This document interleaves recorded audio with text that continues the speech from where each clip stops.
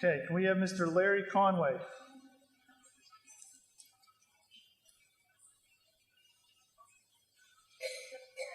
evening, everyone. My name is Larry Conway. I live at 932 Harvard Road. The school board's recent call to censure Ms. Carucci because she questioned the board's 5 out of 9 decision to recommend that a full-time equity director be hired is nothing more than a sophisticated form of cancel culture. I support Ms. Carucci. This proposed action is un-American, violates her right of free speech, not to mention the fact that this recommendation to hire was made with no consideration of the new school budget, which wasn't issued at the time, was made with no debate by the board, was made without a position description of what the position really was.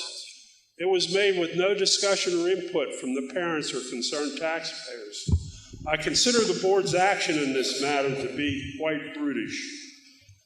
I would remind the board members who voted for this full-time equity director that they will be up for election or for re-election this November.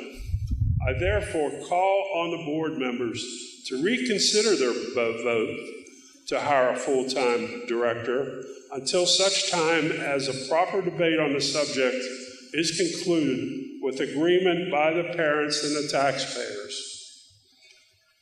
I also just learned that Gateway has already had a part-time equity director for the last 6 years. I had to ask, what did the efforts of this part-time director actually do? Excuse me, sir. The equity director, once again, is not on the agenda item. So we are focused on agenda items, which is as you're talking, the censorship of Ms. Mary Beth Carucci. You censored Ms. Carucci because of the equity issue.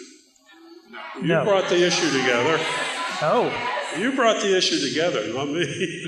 No, we did not. I just have a few words. What did the efforts of this part-time director actually do in the school setting, and how has it worked out for the students?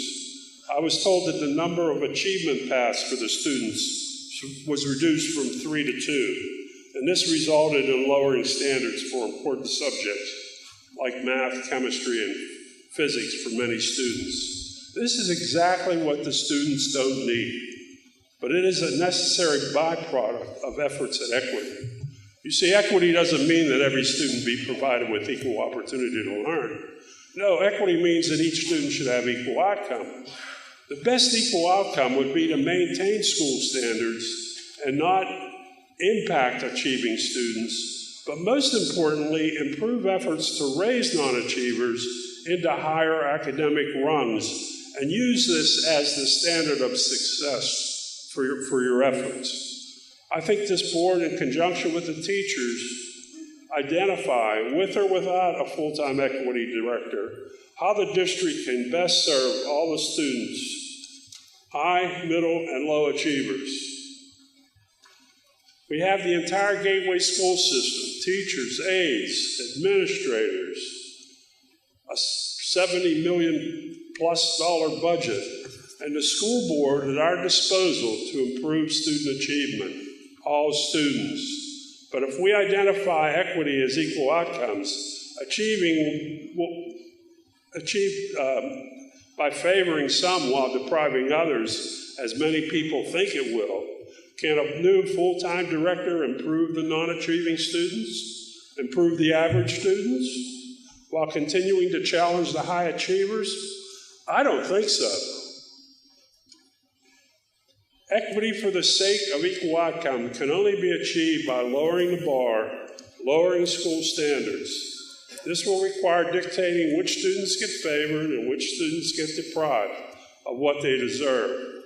This equity director will obviously be the arbitrator, the dictator, in a tyranny against many of the students, and you, the board, are directly complicit. One of the main reasons I asked to speak tonight is because one of my grandsons, Jordan, is a mixed-race child. He was a straight-A student taking advanced placement courses in a woke big city. He received a scholastic scholarship to a prestigious private college.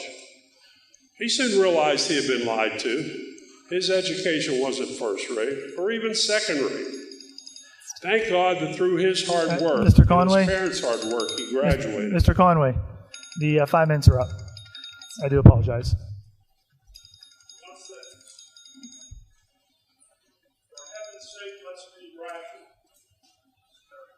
Okay.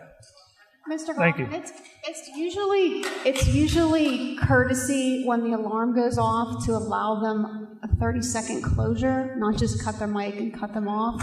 I would respectfully ask that you give our constituents the First Amendment to the United States Constitution, which specifically allows them to petition the government for a redress of their grievances. We are the government, and they are the citizens, and we should be allowing them to that opportunity to address their grievances with us. And in the end, Mrs. Cerrucci, it is the President Gottman's meeting to operate how he chooses to. It was only a suggestion that we politely allow them a closure rather than cut the mic.